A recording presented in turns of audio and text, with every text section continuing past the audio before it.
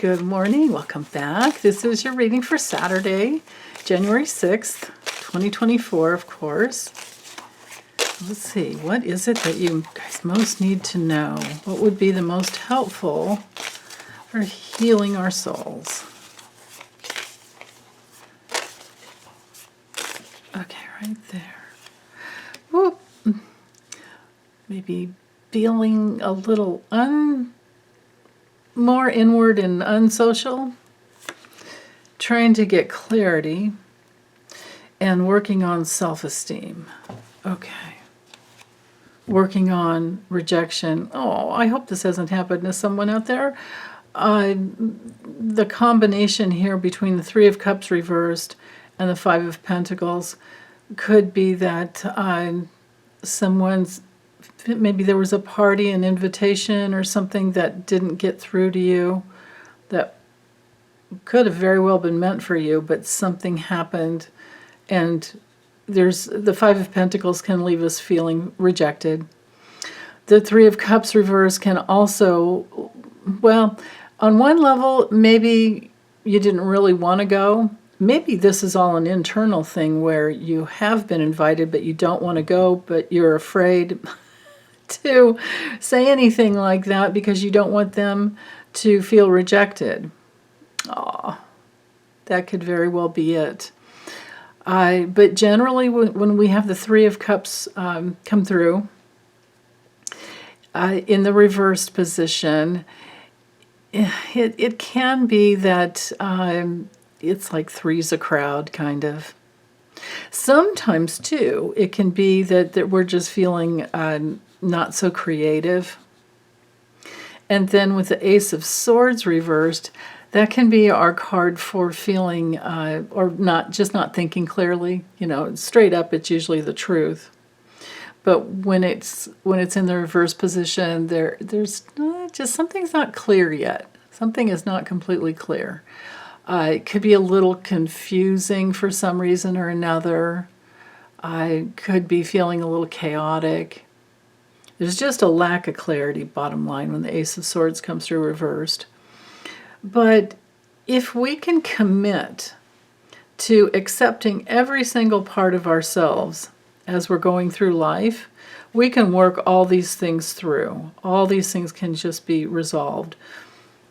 When we don't accept what's going on within and we don't accept where we are right now, what happens is that we literally reject ourselves. We cut ourselves off from our mind, cut ourselves off from our feelings, cut ourselves off from,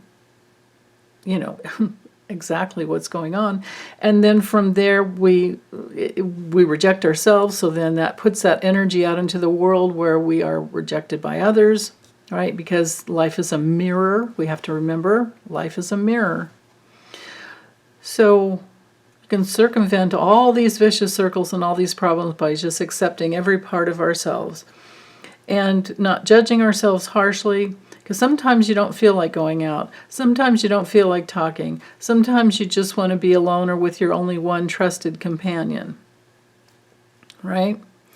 So sometimes saying no to a party, you don't even have to give a reason.